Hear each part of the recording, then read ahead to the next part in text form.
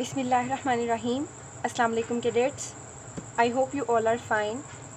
Cadets, in our previous lecture we discussed about unit number 15, Pythagoras theorem, and exercise 15, question number 1, in which we use Pythagoras theorem to find that the given lengths are lengths of triangle or not. So I hope आपने उसको अच्छे से understand कर लिया होगा. वो first theorem की statement थी. सेकंड थ्योरम जो है आपके पास, उसकी स्टेटमेंट भी बिल्कुल उसी से रिलेट करती हुई है. पाइथागोरस थ्योरम आपको पता है किसके इक्वल होता है? हाइपोटेन्यूस होल स्क्वायर इक्वल होता है बेस स्क्वायर प्लस अल्टीट्यूड का होल स्क्वायर, या फिर आप इस तरह से भी कह सकते हैं कि उसकी हाइट का स्क्वायर. ठीक है, इसको वो कन्वर्ट्स वे में किस तरह से एक्सप्लेन करता है पाइथागोरस थ्योरम के कन्वर्ट्स को.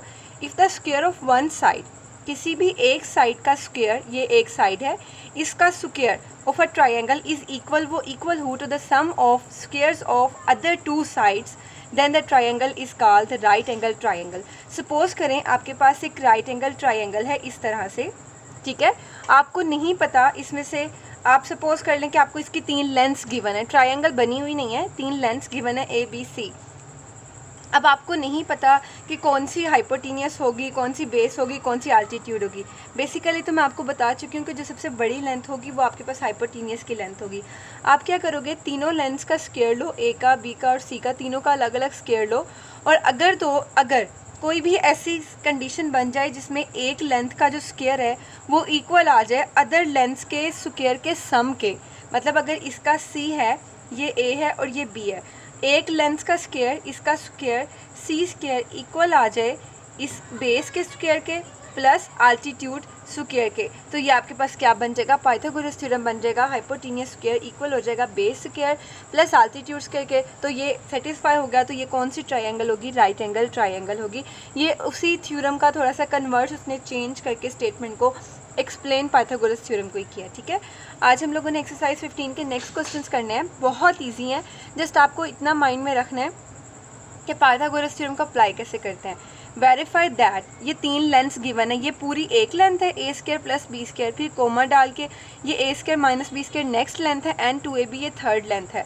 Are the measures of the sides of a right angle triangle, ये किसी भी राइट एंगल ट्राइंगल की मेजर्स हैं, मेजरमेंट्स हैं. ठीक है, where A and B are any 2 real number, A और बी कोई भी 2 रियल नंबर होंगे जहाँ पे ए ग्रेटर होगा बी से, मतलब ए हमेशा बड़ा होगा और बी हमेशा छोटी वैल्यू होगी.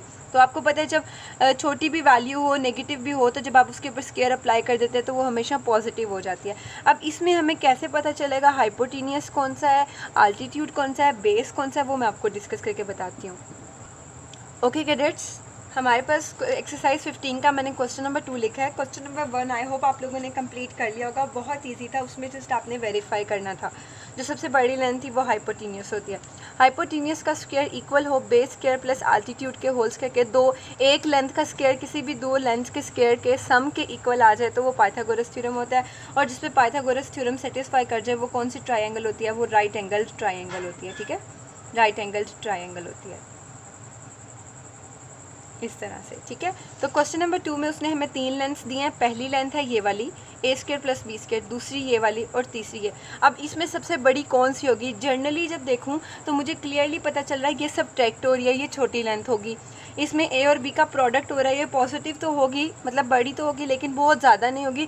जिसमें स्क्वायर होगा वो ज़्यादा बड़ी टर्म होगी. और एडिशन का सम है, एडिशन का साइन है, सम है इसमें, तो इसका मतलब है ए का भी स्क्वायर होगा, बी का भी स्क्वायर होगा, और उसको ऐड कर दूंगी तो सबसे बड़ी टर्म मेरे पास ये बनेगी.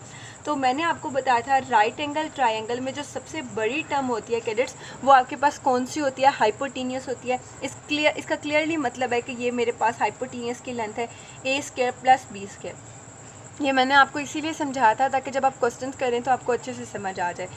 अब ए स्क्वायर माइनस बी स्क्वायर और 2ab है, तो बेस हमने कहा था हमारे पास छोटी होती है, अल्टीट्यूड उससे थोड़ा बड़ा होता है. तो ये देखें, ये 2ab, इसमें नेगेटिव पॉजिटिव साइन नहीं है, ये एक नंबर होगा, तो ये मेरे पास इसकी हाइट होगी, या आप इसको अल्टीट्यूड भी कह सकते हैं. नेम आप कोई भी दे दें, ए बी सी, कोई भी नेम दे सकते हैं. ठीक है, और ये A square minus B square, ये छोटी है, सब्ट्रैक्ट ए स्क्वायर और बी स्क्वायर तो हो रहा है, लेकिन सेंटर में क्या सब्ट्रैक्शन का साइन है, तो सबसे छोटा नंबर हो जाएगा। तो ये A square minus B square, इसकी आपके पास क्या आ जाएगी, बेस आ जाएगी। नेक्स्ट आपके बहुत ईजी है, अब ये मेरे पास क्या बन गया, हाइपोटेन्यूस बन गया, ये बेस बन गई और ये अल्टीट्यूड बन गया। अब मुझे चेक क्या करना था, वेरीफाई क्या करना था, गिवन मेरे पास ये लेंथ्स हैं, लेंथ गिवन है ट्रायंगल की, मुझे वेरीफाई प्रूफ ये करना था कि जो गिवन ट्रायंगल है वो एक राइट एंगल ट्रायंगल है। टू प्रूफ मुझे क्या करना था कि वो राइट एंगल ट्रायंगल है। तो प्रूफ करने के लिए, इसको प्रूव करने के लिए मैं क्या करूँगी कैडेट्स, टू प्रूफ में ये करना था कि ये राइट एंगल ट्रायंगल है। इसका प्रूफ करने के लिए मैं इस पर पाइथागोरस थ्योरम अप्लाई करूँगी। To prove that the triangle is right angle, तो हम इस पर पाइथागोरस थ्योरम अप्लाई करेंगे। Hypotenuse square is equals to base square plus altitude square. Hypotenuse क्या है, आप देखें, मुझे पता चल गया ये वाली लेंथ हाइपोटेन्यूस है। A square plus B square hypotenuse है, तो इसका मैंने क्या अप्लाई करना है, स्क्वायर अप्लाई करना है, ये नहीं भूलना, ठीक है। होल स्क्वायर आ जाएगा यहाँ पे इस तरह से। बेस आपके पास क्या है, ये वाली नीचे ए स्क्वायर माइनस बी स्क्वायर, ए स्क्वायर माइनस बी स्क्वायर लिखूँगी, इसके ऊपर भी होल स्क्वायर अप्लाई कर दूँगी, क्योंकि मुझे बेस का भी क्या लेना है, स्क्वायर लेना है। ये नहीं भूलना, ये बहुत आसान काम है। और आल्टीट्यूड है 2ab, तो इसका भी मैंने स्क्वायर अप्लाई कर दिया। अब इधर वाली साइड को एज इट इज़ रखूँगी और इसको सॉल्व करूँगी और देखूँगी क्या इसका आंसर सेम आता है या नहीं। अगर आप चाहें तो इसको भी ओपन कर सकते हैं। कैसे ओपन कर सकते हैं, ये देखें, ये पूरी टर्म ए है और ये दूसरी टर्म बी है पूरी। अगर जनरली देखूं तो a प्लस बी का whole square first term plus second term का होल स्क्वायर बनता है। चलें x प्लस वाई का होल स्क्वायर ओपन करके दिखा देती हूँ। फर्स्ट टर्म का square 2ab plus second term का होल स्क्वायर, ये फार्मूला आप सबको आता है, ठीक है। यहाँ पे एक्स वाई लिखेंगे, सॉरी हमने एक्स वाई के अकॉर्डिंग लिखा है, तो यहाँ पे सेंटर में एक्स वाई आएगा, ठीक है। फर्स्ट टर्म का होल स्क्वायर, सेकेंड टर्म का होल स्क्वायर और 2 इंटू फर्स्ट टर्म और सेकेंड टर्म का प्रोडक्ट। तो अब आप यहाँ पे, अब x आपके पास क्या है, ए स्क्वायर, और y आपके पास है बी स्क्वायर, तो यहाँ पे सेंटर में क्या आ जाएगा, माइनस आ जाएगा। अगर यहाँ माइनस हो तो यहाँ माइनस आ जाता है, यहाँ प्लस हो तो प्लस आ जाता है। आई होप कि ये फार्मूला आप बहुत ईजिली ओपन कर सकते हैं। फर्स्ट टर्म क्या है, ए स्क्वायर का स्क्वायर आ जाएगा आपके पास, ठीक है, प्लस 2 फर्स्ट टर्म का और सेकेंड टर्म का प्रोडक्ट, फर्स्ट टर्म है ए स्क्वायर और सेकेंड टर्म है B square plus second term का स्क्वायर आ जाएगा। ये आपने इसको ओपन कर दिया, सिर्फ इतने वाले प्रोडक्ट को ओपन किया, यहाँ बी आएगा, ठीक है, इस तरह से। वो मैंने फार्मूला लिखा है तो वो मिक्सअप हो रहा है, आपने मिक्स नहीं करना, ठीक है। फार्मूला जैसे मैंने आपको समझाने के लिए लिखा है, तो बी का स्क्वायर हो गया इज इक्वल्स टू। अब ये भी सेम, इसको ओपन करूँगी तो सेंटर में माइनस है, तो मेरे पास सेंटर में क्या आ जाएगा, माइनस का साइन आ जाएगा। फर्स्ट टर्म का होल स्क्वायर, फर्स्ट टर्म है ए स्क्वायर तो इसका स्क्वायर, माइनस 2 फर्स्ट टर्म है ए स्क्वायर, सेकेंड टर्म है बी स्क्वायर, इनका प्रोडक्ट और प्लस सेकेंड टर्म का होल स्क्वायर, बी स्क्वायर का स्क्वायर आ जाएगा इस तरह से। ये ओपन हो गया, सेंटर वाला प्लस एज इट इज़, 2 का स्क्वायर 4, ए स्क्वायर और B square as it is आपके पास आ जाएंगे, ठीक है। इसके ऊपर स्क्वायर अप्लाई कर दिया। अब मैं इसको सॉल्व कर लूँगी, तो ये मेरे पास क्या आ जाएगा, स्क्वायर का square 4, 2 A square B square plus b4, ये मैंने ओपन करके इसको इस तरह से लिख दिया, is equals to a4 minus 2 A square B square plus b4 आ जाएगा और plus 4 A square B square. अब मैं इधर किस किस टर्म को सॉल्व कर सकती हूँ, ये तो एज इट इज़ इधर वाली साइड पे रहेगी। ये देखें, minus 2 A square B square, इसके जो सब्सक्रिप्ट है वो सेम है। Similarly plus 4 A square B square, ये सेम टर्म है, सिर्फ कांस्टेंट का डिफरेंस है, तो मैं इनको सॉल्व कर सकती हूँ। -4 + 4 कितना, -2 + 4 कितना हो जाएगा, +2। इस स्टेप में मैंने क्या किया, उनको अरेंज करके लिख दिया है, सिंपली अरेंज करके लिखा है। तो ये a4 + 2 A square B square plus b4 as it is आ जाएगा। और जब मैं इसको सॉल्व करूँगी, b4 -2 A square B square plus 4 A square B square, अब इसको जब सॉल्व करें तो A square B square common आ जाएगा, -2 + 4 कितना हो जाएगा, +2 हो जाएगा, बड़ी वैल्यू +4 की है, तो 2 A square B square basically आपके पास आंसर आ जाता है, अगर आप इस तरीके से डायरेक्ट भी सॉल्व कर लें। अब आप देखें, अब ये फार्मूला और ये फार्मूला एग्जैक्ट सेम वही है, एडिशन में आप आगे पीछे प्लेस चेंज कर सकते हो। ये भी ए स्क्वायर प्लस बी स्क्वायर का होल स्क्वायर, अगर आप चाहें तो वहाँ स्क्वायर ना ओपन करें, एज इट इज़ भी लिखा रहने दें, लेकिन ये मैंने जस्ट आपको समझाने के लिए बताया था ओपन करके फार्मूला। ये देखें, ये दोबारा उसी का कंप्लीट फार्मूला बन गया।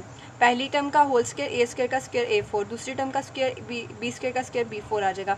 2 फार्मूले वाला और फर्स्ट टर्म और सेकेंड टर्म का प्रोडक्ट देखें, एग्जैक्ट वही फॉर्म बनती है। लेफ्ट हैंड साइड इक्वल आ गई राइट हैंड साइड के, तो ये आपके पास जो गिवन है, गिवन वो है आपके पास लिखी हुई लेंस जो हैं वो राइट एंगल ट्रायंगल बनाती हैं, ठीक है। So the given measurements make right angle triangle. आप नीचे रिजल्ट लिख सकते हो इस तरह से, ठीक है, आपकी अपनी चॉइस है, आप किसी भी तरह रिजल्ट लिख सकते हो। पाइथागोरस थ्योरम होल्ड कर गया है। सो जो ट्रायंगल हमने बनाई थी वो क्या है, राइट एंगल ट्रायंगल है। Pythagoras theorem hold, so triangle ABC is right angle triangle, तो आपके पास क्या है, राइट एंगल ट्रायंगल है। सिमिलरली कैडेट्स क्वेश्चन नंबर 3 जो है वो बहुत ईजी है। the three sides of a triangle are of measure 8, x and 17. 3 lens given है रिस्पेक्टिवली, ठीक है। what value of x will it becomes base of right angle triangle. आपने check करना है कि 3 वैल्यूज़ गिवन है, 8 गिवन है, x गिवन है 17। जो सबसे बड़ी होगी वो आपके पास हमेशा क्या होगी, हाइपोटेन्यूस होगी, ये मैंने बता दिया। अब कन्फ्यूजन थी कि इसमें बेस कौन सी होगी और अल्टीट्यूड कौन सा होगा, वो उसने क्वेश्चन में ही दूर कर दी। For what value of x will it becomes, x की किस वैल्यू के लिए ये इसकी बेस बनेगी। राइट एंगल ट्रायंगल की क्या बनेगी, बेस। इसका मतलब है एक्स इसकी क्या है, बेस, और पीछे 8 रह गया तो वो उसका अल्टीट्यूड है। आपने जस्ट सिंपली क्या करना है, पाइथागोरस थ्योरम में इसकी वैल्यूज़ पुट करनी है। आप यहाँ पे लिख दें पहली लाइन, टू प्रूव, या फिर to check the given lengths are make right angle triangle, या फिर एक्स की वैल्यू चेक करनी है तो आप जस्ट इसी तरह लिख दें बाय पाइथागोरस थ्योरम। आपके पास हाइपोटेन्यूस कितना है, 17 स्क्वायर, बेस हमें फाइंड नहीं है, एक्स का स्क्वायर ही लिखेंगे जो गिवन है, प्लस अल्टीट्यूड 8 का स्क्वायर। आपने सिंपली क्या करना है कैडेट्स, 17 का स्क्वायर ओपन करें। 17 के स्क्वायर का मतलब है आपने 17 को 17 से मल्टीप्लाई करना है, 17 multiply by 17, x square as it is आ जाएगा। और 8 का स्क्वायर आपको टेबल सबको अच्छे से आते हैं, 8 8 64, तो ये डायरेक्ट आप 64। अब आप 17 को 17 से मल्टीप्लाई करके लिख दें, 7 7 से 49, 9 आ जाएगा, 4 कैरी, 7 1 7 1 8। और आप अगर चाहें तो इसको 17 को 17 कैलकुलेटर पे मल्टीप्लाई करके लिख सकते हैं, 289 आता है, मैंने मल्टीप्लाई करके चेक किया तो 17 को 17 से मल्टीप्लाई किया, 17 का डायरेक्ट स्क्वायर भी ले सकते हैं, 289 आ गया, एक्स स्क्वायर प्लस 64। जो चीज़ फाइंड करनी होती है वो यहीं रहेगी, कांस्टेंट को दूसरी साइड पे शिफ्ट कर देंगे, 289 माइनस 64 कर देंगे is equals to X square, आपके पास इधर ही रहा, 64 को शिफ्ट किया तो उसी का साइन भी चेंज होगा, ठीक है। 280, अब मैं इसको 289 में से 64 को सब्ट्रैक्ट करती हूँ, 9 में से 4 सब्ट्रैक्ट किया 5, 8 में से 6 सब्ट्रैक्ट किया 2 एंड ये 2, तो is equals to X square, sign बड़ी वैल्यू का क्योंकि पॉजिटिव है, तो इसको अरेंज करके ऐसे लिख सकती हूँ, X square is equals to 225। अब देखिए मुझे जस्ट किसकी वैल्यू चाहिए थी, एक्स की वैल्यू चाहिए थी। यहाँ पे 2 एक्स स्क्वायर है तो आप क्या कर देंगे, apply square root on both sides. Apply, आपको पता है स्क्वायर को कैंसिल करने के लिए आप क्या यूज़ करते हैं, square root, apply square root on both sides to find the value of X. तो मैं दोनों साइडों पे स्क्वायर रूट अप्लाई कर दूँगी इस तरह से, ये मैंने स्क्वायर रूट अप्लाई कर दिया, ठीक है। तो स्क्वायर से स्क्वायर रूट कैंसिल हो गया इस तरह। तो जब आप 225 का स्क्वायर रूट लेंगे, आप इसकी प्राइम फैक्टराइजेशन करके भी इसका स्क्वायर रूट फाइंड कर सकते हैं, आपको कैलकुलेटर की परमिशन है तो आप डायरेक्ट भी इसका स्क्वायर रूट फाइंड कर सकते हैं। 15 आपके पास क्या आ जाएगा, इसका स्क्वायर रूट आ जाएगा, और यही आपके पास क्या है, एक्स की वैल्यू। लेंथ, आपको पता है लेंथ हमेशा हम पॉजिटिव जो होती हैं वो पॉजिटिव मेजरमेंट्स में लेते हैं, तो ये मैंने x इज इक्वल टू 15, इसकी लेंथ पॉजिटिव में आ गई आपके पास, क्योंकि इसकी बेस और इसका हाइपोटेन्यूस पॉजिटिव था, इसलिए इसका जो अल्टीट्यूड था और इसकी जो बेस होगी वो हमेशा पॉजिटिव ही हम लेंगे, x इज इक्वल टू 15। तो ये मेरे पास इसका आंसर आ गया, ये मेरे पास गिवन बेस आ गई जो उसने हमें फाइंड करने के लिए कहा था। That question is really very easy. I hope कि आप लोगों ने इसको अच्छे से अंडरस्टैंड कर लिया होगा। आज थोड़ी कैपेसिटी मेरी लो थी तो लेकिन मैंने कोशिश किया कि आपको अच्छे से समझा दूं, और नेक्स्ट मैं चाह रही थी आपको एक और क्वेश्चन करवा दूं, लेकिन आज के लिए 2 क्वेश्चन इनफ है। नेक्स्ट क्वेश्चन हम इंशाल्लाह नेक्स्ट लेक्चर में डिस्कस करेंगे। इसको आपने अपने बाइंडर्स पे नोट करना है, थ्योरम्स की स्टेटमेंट को अच्छे से याद करना है। ख़ास तौर पे पोजीशन होल्डर्स जो होते हैं उनकी कोशिश होती है कि उनका एमसीक्यूज़ में एक भी मार्क्स नहीं कटिंग हो, तो मैं चाहती हूँ कि सारे बच्चे पोजीशन होल्डर बने, कोई एक दो नहीं। तो इसलिए सब कोशिश करें कि थ्योरम की स्टेटमेंट आप लोग अच्छे से याद करें, वो एमसीक्यूज़ के लिए बहुत इंपॉर्टेंट होती हैं, ठीक है। ओके कैडेट्स, अपना ख्याल रखिएगा, स्टे ब्लेस्ड, अल्लाह हाफिज़।